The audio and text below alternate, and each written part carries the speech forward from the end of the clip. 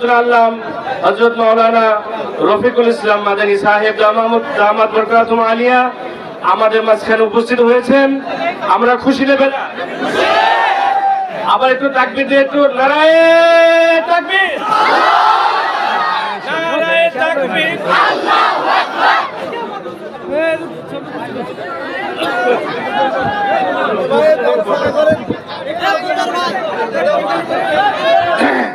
তো আজকের আমাদের প্রধান মেহমান, প্রধান আকর্ষণ, যেনার জন্য আমরা সেই অনেক দিন হলো আমরা ওনার জন্য তাকিয়ে আছি চাতক পাখির মতো। সেই মাগরিব থেকে এসা পর্যন্ত আজ 12টা পর্যন্ত তাকিয়ে আছি। উনি আমাদের মাঝখানে উপবিষ্ট হয়েছেন। এ পর্যায়ে আমাদের প্রধান মেহমান, দীর্ঘকাল নির্যাতিত মজলুমে আলেমে দ্বীন হযরতুল আল্লাম হযরত মাওলানা ফরিদুল ইসলাম মাদানী সাহেব দামাত বরকাতুম আলিয়া, আমি হুজুরের মূল্যবান বয়ান পেশ করার জন্য সবিনয় অনুরোধ জানাচ্ছি। আসসালামু আলাইকুম ওয়া রাহমাতুল্লাহি ওয়া বারাকাতুহু।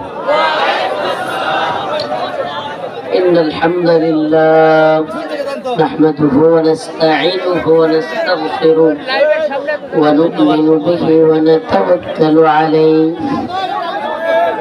ওয়া নাউযু বিল্লাহি মিন শুরুরি আনফুসিনা ওয়া মিন সাইয়্যাতি আ'মালিনা। من يهده الله فلا مضل له ومن يضلل فلا هادي له ونشهد أن لا إله إلا الله وحده لا شريك له. أما بعد فأعوذ بالله من الشيطان الرجيم. بسم الله الرحمن الرحيم. يا أيها الذين آمنوا استعينوا بالصبر والصلاة إن الله مع الصابرين. ولا تقولوا لمن يقتل في سبيل الله أموات بل أحياء ولكن لا تشعرون. صدق الله مولانا العظيم وصدق رسوله النبي الكريم ونحن على ذلك من الشاهدين والشاكرين والحمد لله رب العالمين.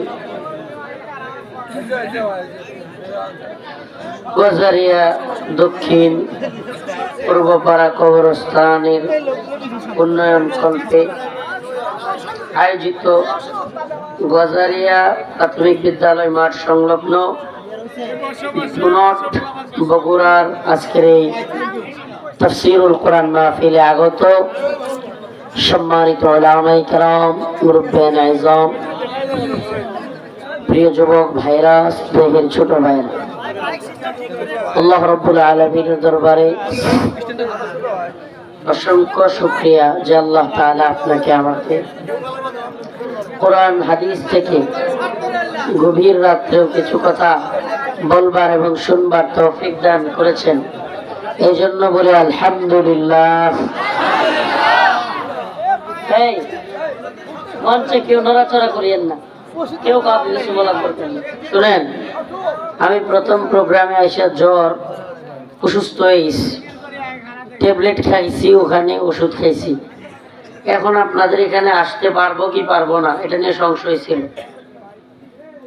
আমি এই প্রোগ্রামটা রাখতে চাইছিলাম না, কারণ একটা প্রোগ্রাম অনেক দূরে, কিন্তু ওনাদের পিড়াপিড়িতে এই প্রোগ্রামওয়ালারা গিয়ে বসে রয়েছে ওই প্রোগ্রামে, ওখান থেকে নিয়ে আসছে। তো এই জন্য আসছি, কিন্তু বাবা শরীরটা অসুস্থ, কেউ বিশৃঙ্খলা করিয়েন না। অল্প রাত হয়ে গেছে। শুনেন, আমি দেখলাম, আমি এই তুমি উঠো তো,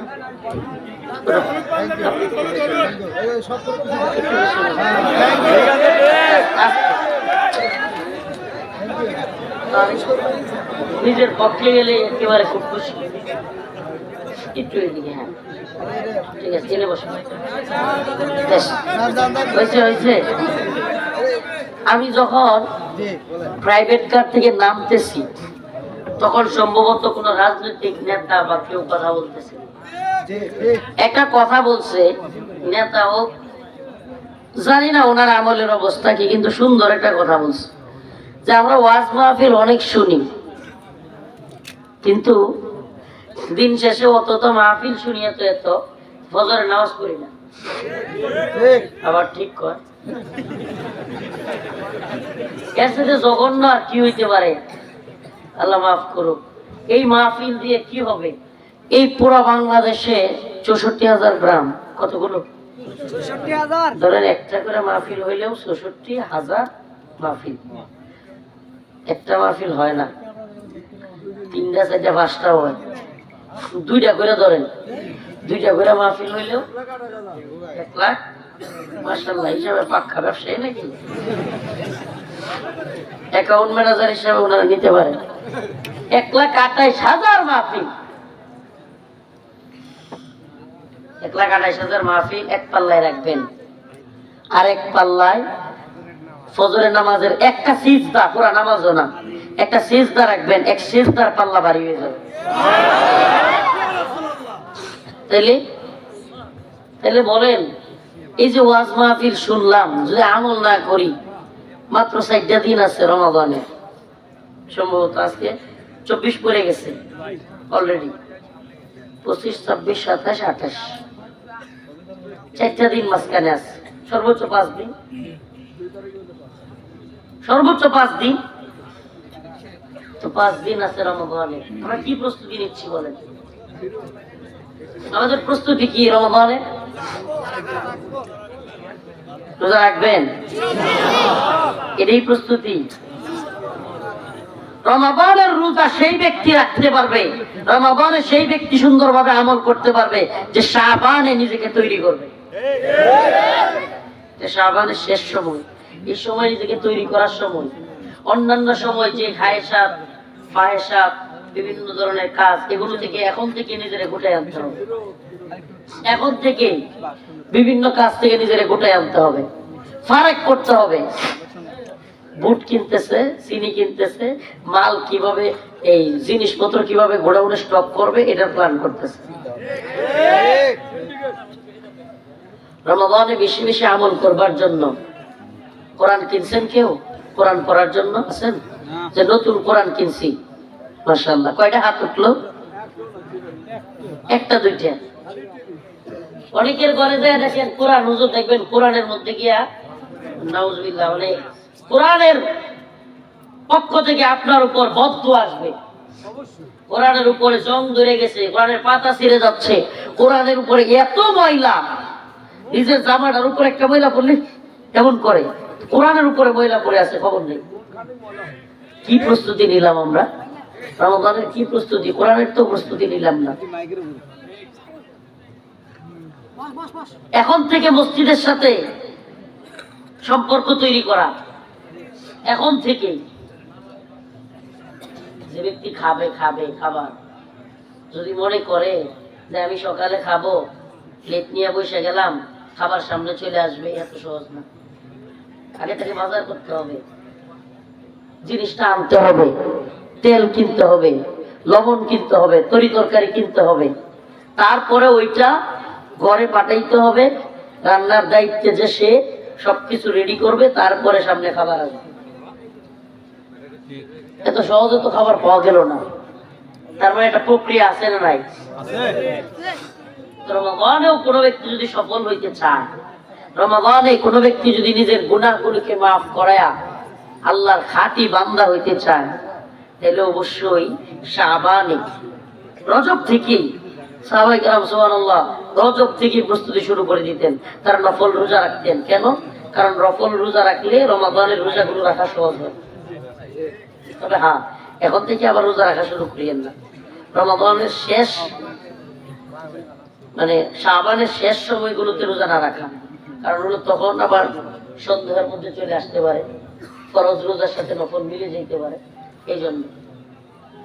কিন্তু শাবান, লাইলাতুন নিসফ মিন শাবান, অর্ধ শাবানে, 15ই শাবান, যেটাকে আমরা লাইলাতুল বারাত, শবে বরাত হিসেবে জানি, এই সময় রোজা রাখা কিংবা আমল বাড়ায়া দেয়া, তাসবিহ বাড়ায়া দেয়া, দরুদ বাড়ায়া দেয়া, কোরআন তিলাওয়াত বাড়ায়া দেয়া, সুবহানাল্লাহ। এবং এখন থেকে দোয়া করতে থাকা।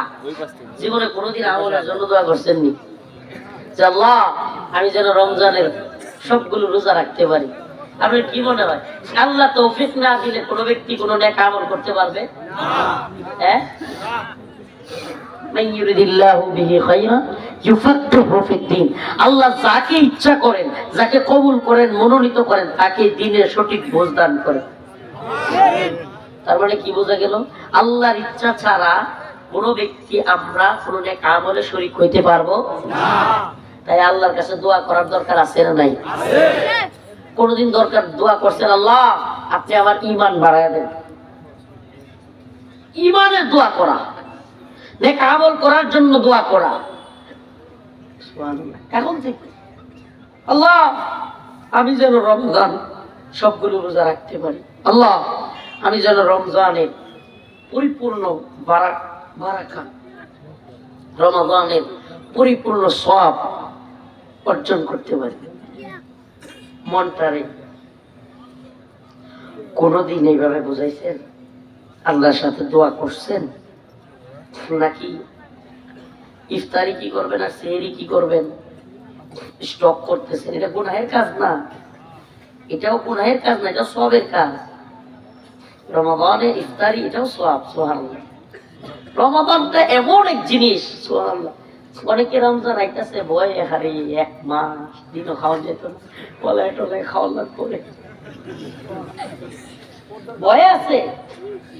আমাদের মা বোনেরা পর্দা না করলেও ওই চায়ের স্টল আর পুরি সিঙ্গারার দোকান ঠিকই পর্দা করে। পর্দা হালাল ব্যবসা ছিল আপনার, পুরি সিঙ্গারার ব্যবসা বলেন, চায়ের ব্যবসা হালাল ব্যবসা ছিল। আপনি রমজানের রোজা অবস্থায় বেরোজগারদেরকে খাওয়াইয়া আপনি আপনার ব্যবসাটাকে হারাম করলেন। কি করলেন? হারাম করলেন। এই ব্যবসা রমজানে বেরোজগারদের খাওয়ানো, কেউ এই ব্যবসা করবেন? এই কেউ করবেন? এখন তো নরমালি বললাম, এবার একটু কড়া ভাবে বলি। যুবকদেরকে বলবো, যদি পর্দা লাগায় কোনোটা বাজারের মধ্যে দেখো যে বেরোজগাররা খাওয়াইতেছে, এর পর্দা ছিঁড়ে দিবা, একেবারে পর্দা ছিঁড়ে দিবা। এটা জায়েজ আছে। আল্লাহর বিরুদ্ধে ওপেন এইভাবে সমাজকে নষ্ট করবে। আপনি জানেন যে সমাজে আল্লাহর নাফরমানি হয়, আল্লাহর গজব সেই সমাজে আসে। রোজা রাখতে পারবি না, যদি অসুস্থতার কারণে হয় বাড়িতে লুকায় খেতে হবে। কোন লোক যদি অজুহাত দেখায়, হুজুর আমাদের দেশে তো অমুসলিম আছে, অসুস্থ রোগী আছে, তারা খাইতে পারবে না হোটেলে। আমি বলি শুনেন, অমুসলিম থাকলে তাদেরকে এইভাবে বেরোজগারদের সাথে খাওয়াইতে হবে না। অমুসলিমরা খাবে, প্রয়োজন হলে হোটেলে গিয়ে ওপেন খাবে। অমুসলিমরা প্রয়োজনে রমজান মাসে বাড়িতে খাবে, কিন্তু এইভাবে ওপেন আল্লাহর বিরুদ্ধে। অনেকে তো আছে পর্দাও দেয় না, সামনাসামনি বসে খাইতে থাকে, মানে অহংকার দেখায়, তাকাব্বুর করে। রোজা তো রাখেই নাই, উল্টা কি করে অহংকার দেখায়। ও যেই দলের হোক, ও যত বড় নেতা হোক, পরে অবশ্যই অবশ্যই সামাজিক ভাবে বয়কট করতে হবে। ওর সাথে আত্মীয়তা করবেন না। যেই লোক এভাবে ওপেন আল্লাহর বিরুদ্ধে দাম্ভিকতা দেখায়, শুনেন, কোন ব্যক্তি যদি কোন কারণে রোজা রাখতে না পারে, কোন ইমাম কোন আলেম বলতে পারবে না যে সে কাফের হয়ে গেছে, এটা বলবে না কেউ। কিন্তু যদি কোনো ব্যক্তি রোজাকে তাচ্ছিল্য করে, রোজাকে অবজ্ঞা করে, রোজা রাখা লাগবে না, রোজা রাখা গরিবের কাজ, এগুলো বলে, ইমাম থাকবে না। উলামায়ে কেরামের কাছ থেকে ফতোয়া নিয়েন।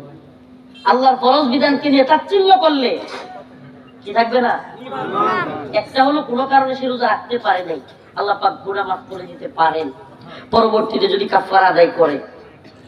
কিন্তু যদি দাম্ভিকতা অহংকার দেখায়, রোজা তো গরিবের কাম। নাউজুবিল্লাহ। আমার ঘরে খাওয়ান আছে, আমি রোজা রাখতাম কেন? তো খাওয়ানোর লেগে রোজা রাখে কেউ? মেডিকেল, ডাক্তারি সায়েন্স, চিকিৎসা বিজ্ঞান বলতেছে যে কোনো ব্যক্তি যদি পুরো বছরের মধ্যে 1 মাস এইভাবে রোজা রাখে, দিনের বেলা না খায়, তার পেটের জন্য, গ্যাস্ট্রিকের জন্য, যে কোনো চিকিৎসার জন্য এটা অনেক উপকারী। সুবহানাল্লাহ বলেন। আমরা তো চিকিৎসা বিজ্ঞানের দরকার নাই, আমাদের দরকার আল্লাহর রাজি খুশি করা। রমাদানের রোজা এমন একটা আমল যেটা লৌকিকতা দেওয়া হয় না। সুবহানাল্লাহ বলবেন না? এটা লৌকিকতা দেওয়া হয় না। কেন? কারণ কোন ব্যক্তি যদি মানুষকে দেখানোর জন্য রোজা রাখে, তাইলে তো সে যায় বাথরুমে খাইতে পারে। কারণ মানুষকে দেখানোর জন্য তো রোজা রাখলে বাথরুমে গিয়ে খাইছি কি খাই না কেউ দেখতো, পানির নিচে কেউ কিছু খাইলে। তার মানে আল্লাহকেই ভয় করে। যে ব্যক্তি রোজাটা রাখলো সে কাকেই ভয় করলো? অন্যান্য আমল লৌকিকতা দেওয়া হয় মানুষকে দেখানোর জন্য। কেউ নামাজ পড়তে পারে, আমার সবাই নামাজি করব, আমার হাজি সব করব। কিন্তু রোজা এটা খুব কষ্টের ইবাদত, ঠিকই ঠিক না? কিন্তু আল্লাহ পাক রোজাকে যে রাখছে, যারা ঈমানদার, অন্তরে আল্লাহ ঈমান দিছে, তাদের জন্য এত কষ্ট নেই। গত বছর বা এর আগের বছর তো আমরা 16-17 ঘন্টা তীব্র রোদের মধ্যে রোজা রাখছি না? এইবার তো শীতের মধ্যে রমজান, না শীত না গরম, এরকম একটা আবহাওয়া, কত সুন্দর না? আবার সময়টাও কম। সুবহানাল্লাহ বলবেন না? সময়টাও কম। তাইলে রোজা রাখবো তো আমরা? ইয়া আইয়ুহাল্লাযীনা আমানু ইসতাঈনু বিস-সাবরি ওয়াস-সালাহ ইন্নাল্লাহা মা'আস-সাবিরিন। আমি আপনাদের সামনে আজকে যে বিষয়টা নিয়ে কথা বলতে চেয়েছিলাম সেটা হলো নামাজ এবং সবর। আল্লাহর কাছে চাওয়ার দুইটা মাধ্যম। সুবহানাল্লাহ বলবেন না? আল্লাহ পাকের কাছে কোনো কিছু চাওয়ার মাধ্যম আল্লাহ বলেন দুইটা। কয়টা? একটা হলো সবর, আরেকটা হলো নামাজ। একটা সবর। বিপদে পড়েছেন সবর করবেন, বিপদে পড়েছেন সবর করবেন, মামলা হয়ে গেছে সবর করবেন। কোন ব্যক্তি আপনার উপর জুলুম করতেছে, আল্লাহর পক্ষ থেকে আপনার সন্তানটাকে আল্লাহ নিয়ে গেছে, সন্তান চলে গেছে, মা অসুস্থ, বাচ্চাটা অসুস্থ, গরুটা হারায় গেছে, গাড়িটা হারায় গেছে, অনেক ধরনের বিপদ আসতে পারে। সবর করবেন। সবর সবর করলে যদি আল্লাহর একটু কোনো, অনেকে আছে নাউজুবিল্লাহ, আল্লাহ গেলে আমারই দেয়, এই কথা বলা যাবে না। যদি সবর করেন, আল্লাহর কাছে প্রতিদান আশা করেন, আল্লাহ বলেন ইন্নামা ইউওয়াফাস সাবিরুনা আজরাহুম বিগাইরি হিসাব।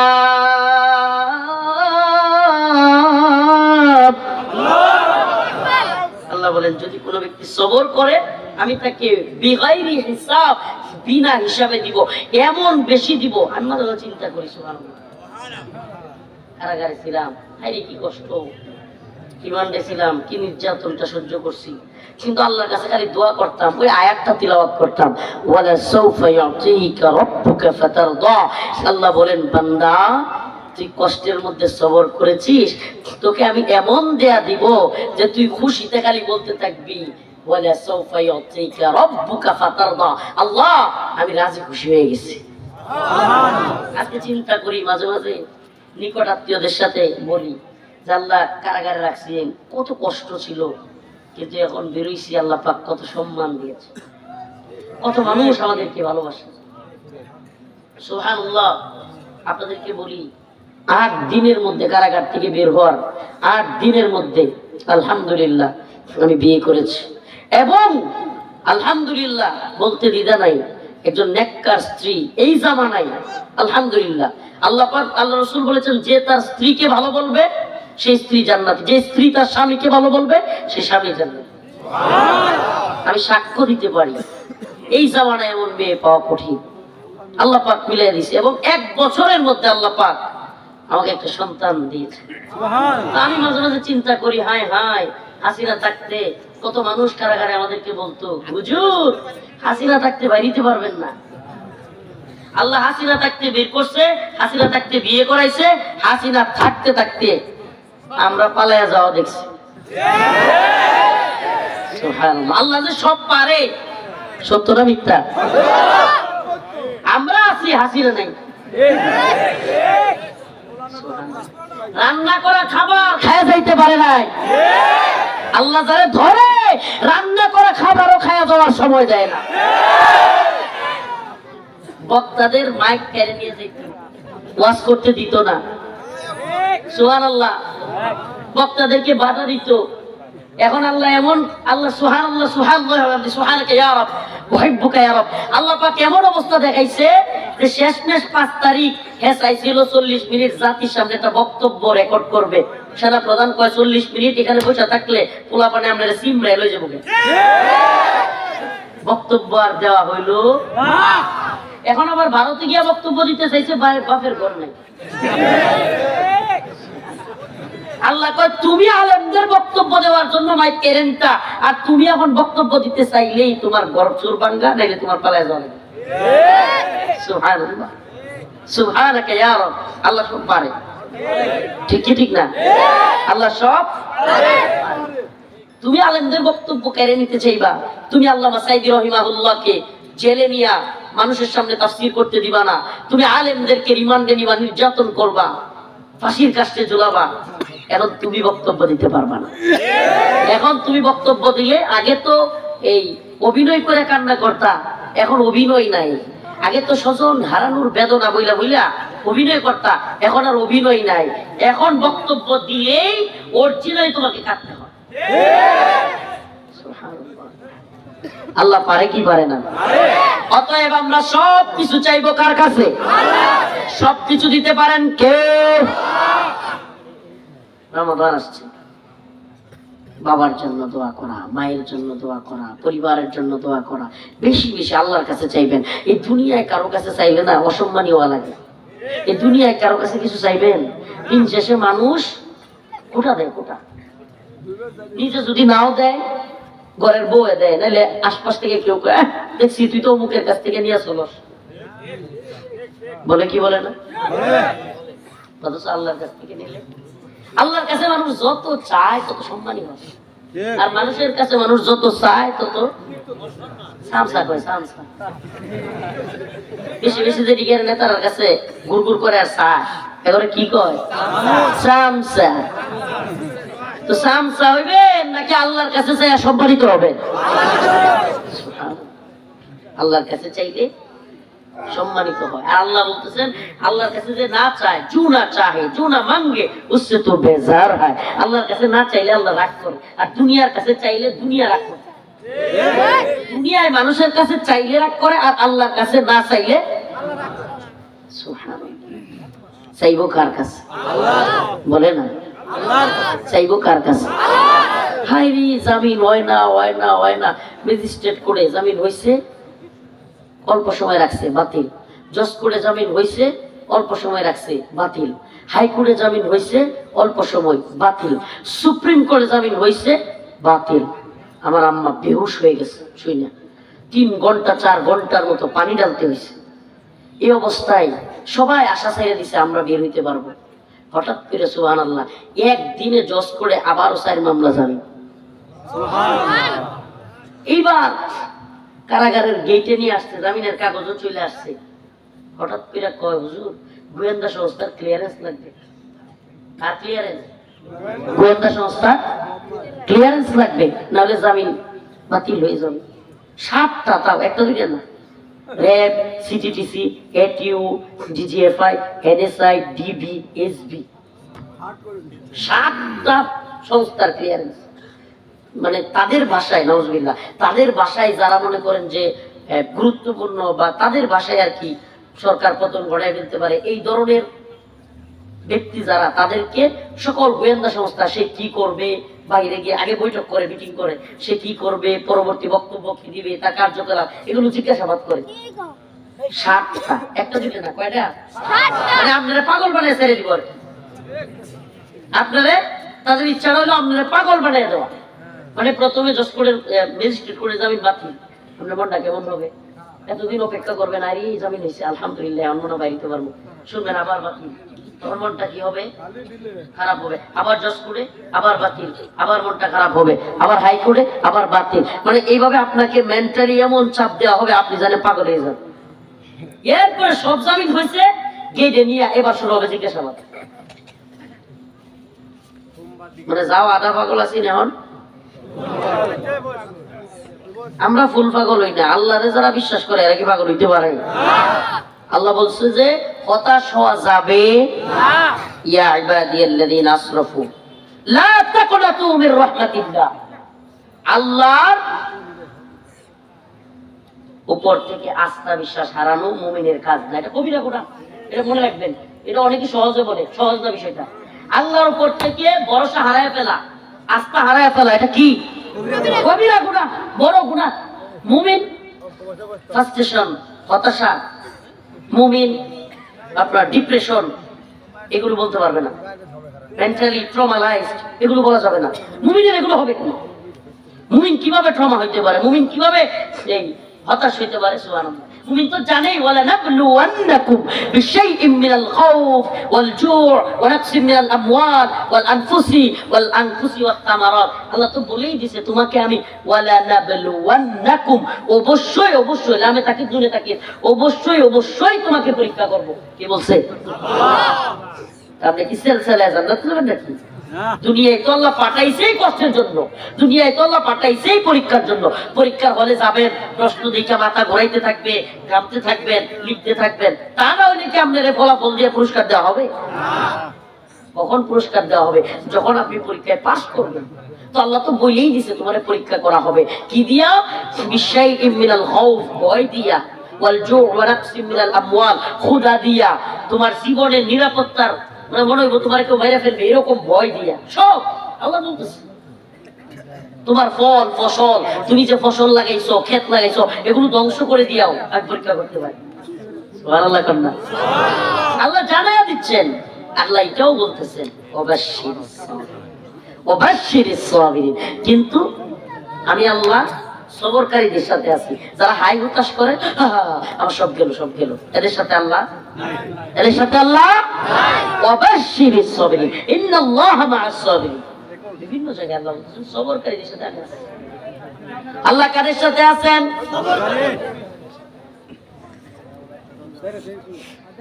এবার আর কি বলবো? বললাম ভাই কয়টা ক্লিয়ারেন্স আসছে? কারারক্ষী এসে নাহিদ নামটা মনে আছে, নাহিদ ভাই বলছে শুধু 4টা আসছে। কয়টা? আরো লাগে 3টা। আমি বলছি আর 3টা যদি না আসে, কোনো একটাও যদি না আসে, হুজুর আবার আপনারা কারাগারে পাঠিয়ে দেবেন। চিন্তা করা যায়? কি করবো? মাগরিবের আজান দিচ্ছে, আল্লাহ মাফ করুক, আমি গুনাহগার মানুষ, কিন্তু একটু কারগুজারিটা শোনাই। মাগরিবের নামাজের আজান দিচ্ছে। বললাম ভাই মেইন গেটে, কারাগারের মেইন গেটে ফটকে, মানে সামনেই আমার ভাই, আমার মা অপেক্ষায়, আমার মামা, আমার চাচা, আমার ভাই, এরা অপেক্ষায়। মানে এখান থেকে মনে করেন ওই যে মাহফিলের ওই মাথা, ওখানেই আমার ভাইরা দাঁড়ানো, মামা চাচা দাঁড়ানো। একটু পরে 3 বছর পরে তাদের সাথে আমার সাক্ষাৎ হবে, প্রায় 3 বছর সাক্ষাৎ হবে। এখন আমি শুনতেছি কি যে আরো 3টা ক্লিয়ারেন্সের একটাও যদি না আসে আমার আবার কোথায় দিয়ে দিবে? অথচ আমি ব্যাগ টেক সব গুছিয়ে নিয়ে আসছি, গেটে কাপড় চোপড় সব নিয়ে আমার নিয়ে আসছে। আল্লাহর কাছে হাত তুললাম, আমি গুনাহগার মানুষ, আল্লাহ মাফ করো, বুজুর্গি না, শুধু বোঝানোর জন্য যে আল্লাহর কাছে চাইলে যে পাওয়া যায়। আল্লাহর কাছে হাত তুললাম, আল্লাহ এই পৃথিবীর তো কোনো শক্তি নাই, যদি তুমি রাতের বেলায় রিজিক আমার বাড়িতে রেখে রাখো, আমার আম্মা রান্না করে রাখছে খাবার, এটা যদি আমার রিজিকে রেখে রাখো, হাসিনার কেন পৃথিবীর কারো শক্তি নেই আমার আটকে রাখে। আয় আল্লাহ, আল্লাহ গো, ওই অবস্থাটা বলতে পারবো না, চোখ দিয়ে অজুরে কান্না, পুপায় পুপায় কাঁদতেছে, আর আল্লাহ বলতেছে আল্লাহ আমার মা আগের বার স্ট্রোক করছে, আল্লাহ এবার যদি শুনে গেট থেকে আবার ফিরে নিছে, আল্লাহ জানি না আমার মাকে আবার গিয়ে পাবো কিনা। আল্লাহ তুমি তো সবকিছুর মালিক, এদের অন্তরে আমার জন্য মুক্তি দেয়, ওই অবস্থাটা তৈরি করে দাও আল্লাহ। সালামটা ফিরে দোয়াটা শেষ করে যেন দেখি আমার ক্লিয়ারেন্স হয়ে গেছে। আল্লাহকে সাক্ষী রেখে বলতেছি, 2 দিকে ফিরছি, দরজার সামনে কারারক্ষী দাঁড়ায়, হুজুর আপনার ক্লিয়ারেন্স হয়ে গেছে, ব্যাগ নিয়ে চলে আসেন। আল্লাহরে সাক্ষী রেখে একটুও বাড়ায় বলতেছি না। আল্লাহর কাছে চাইলে পাওয়া যায়, আল্লাহর কাছে চাইলে, তবে আল্লাহর উপর বিশ্বাস রাখতে চাইতে হবে, সবর কইরা চাইতে হবে। আল্লাহর উপর হতাশ হইয়া না যে আমি চাইলে পাই না, আজকেও চাইতেছি পাই কিনা, না, হবে না। বিশ্বাস, মুমিনের দোয়া কবুল হয়। আপনি তিনটা সূরত, সুবহানাল্লাহ, হাদিসের মধ্যে আসছে তিনটা সূরত। কয়টা? তিনটা। মুমিনের দোয়া যেটাই করে মুমিন অবশ্যই কবুল হয়, কিন্তু তিনটা সূরত। এক নম্বরে মুমিন, আল্লাহ পাক মুমিনকে ওই জিনিস দিবে যা সে চাচ্ছে, সরাসরি ওইটাই দিবে, এটা একটা সূরত। নাম্বার 2, সে যেটা চাচ্ছে সেটা দিবে না, কিন্তু কালকেই যে তার উপর একটা বিপদ আছে, এই দুয়ার ফজিলতে আল্লাহ তার বিপদটা দূর করে দিবে, সে জানবেও না। সুবহানাল্লাহ। 3 নাম্বার, আল্লাহ পাক তার দুনিয়াতে দিবেই না, আখিরাতে দিবে, কিন্তু দিবে।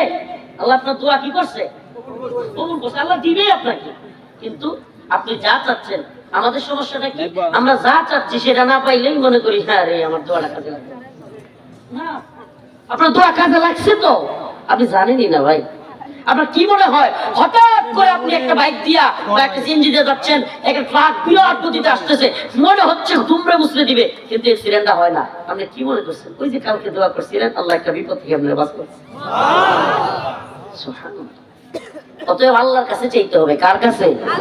আল্লাহ বলছেন, ইয়া আইয়ুহাল্লাযীনা আমানুস্তাঈনু বিস-সাবরি ওয়াস-সালাহ ইন্নাল্লাহা মা'আস-সাবিরিন।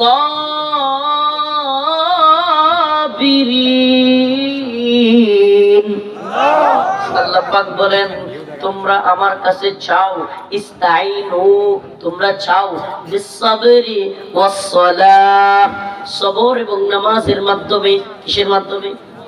সবর এবং নামাজের মাধ্যমে আল্লাহর কাছে চাও। আল্লাহর কাছে আমরা চাইবো ঈমান, চাইবো আমল ভালোভাবে করতে পারি, চাইবো আমার বাবা মা সুস্থ থাকতে সুস্থতা, চাইবো বাবা মা মৃত্যু হয়ে গেলে, দুনিয়া থেকে চলে গেলে তার জন্য জান্নাত চাইবো। চাইবো তো ইনশাআল্লাহ? রমাদানে আমরা যেন রোজা রাখতে পারি সেটা চাইবো। উম্মতে মুসলিমার জন্য চাইবো, চাইবো তো ইনশাআল্লাহ? অন্য মুসলমানের জন্য আপনি যদি চান, হাদিসের মধ্যে আসছে, ওই মুসলমানের দিকে চাইলে আল্লাহ আপনার দিকেও সেটা ফিরিয়ে দেয়। সুবহানাল্লাহ। আমার জন্য খাস করে দোয়া করবেন, আমার জন্য খাস করে দোয়া করবেন, আপনাদের জন্য আমি খাস করে দোয়া করি। তিক্ততা ভালো না, কেউ রিকোয়েস্ট করবেন না, প্রায় 1টা বেজে গেছে। সুবহানাকাল্লাহুম্মা ওয়া বিহামদিক আশহাদু আল্লা ইলাহা ইল্লা আনতা। আরেকটা কথা বলি, শেষ কথা হলো রাখাল রাহা। এই কথাটা আমি প্রত্যেক প্রোগ্রামে বলতেছি, এখানেও বলে যাই। রাখাল রাহা নামের এক বদমাশ শাতেম আল্লাহকে নিয়ে, আল্লাহর রাসূলকে নিয়ে ব্যঙ্গচিত্র, কটূক্তিমূলক কথাবার্তা বলছে। আমরা বলি বগুড়ার মুসলমান সচেতন থাকেন, আল্লাহর বিরুদ্ধে গেলে, ইসলামের বিরুদ্ধে গেলে সে যেই হোক, ওই রাখাল রাহাকে অবশ্যই সর্বোচ্চ শাস্তি দিতে হবে। রাজি আছেন ইনশাআল্লাহ? প্রয়োজনে আন্দোলন করে তুলবো, তবু আল্লাহ এবং রাসূলের বিরুদ্ধে গেলে আমরা সহ্য করব।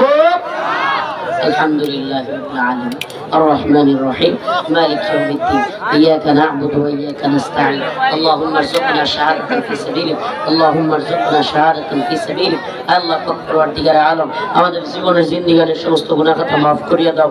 আল্লাহ ফিলিস্তিনের মুসলমানদেরকে হেফাজত করো। Bosnia, Chechnya, Mali, Somalia, Yemen, Afghan, Uyghur, Kashmir, Libya, Syria সমস্ত ভূখণ্ডের মুসলমানদেরকে হেফাজত করো। আল্লাহ আমাদেরকে নামাজি বানায় দাও। আল্লাহ আমাদেরকে দিনদার পরেজগার মুত্তাকি বানায় দাও। আল্লাহ আমাদের গুনাহগুলি maaf করে দাও। অসুস্থদেরকে সুস্থতা দান করো, ঋণগ্রস্তদের ঋণ পরিশোধ করার তৌফিক দান করো, প্রবাসীদেরকে প্রবাসী আল্লাহ সহি সালামতে রাখো। আল্লাহ তুমি আমাদেরকে maaf করে দাও। সুবহান রাব্বিকা রাব্বিল ইজ্জাতি আম্মা ইয়াসিফুন, সালামুন আলাল মুরসালিন, আলহামদুলিল্লাহ।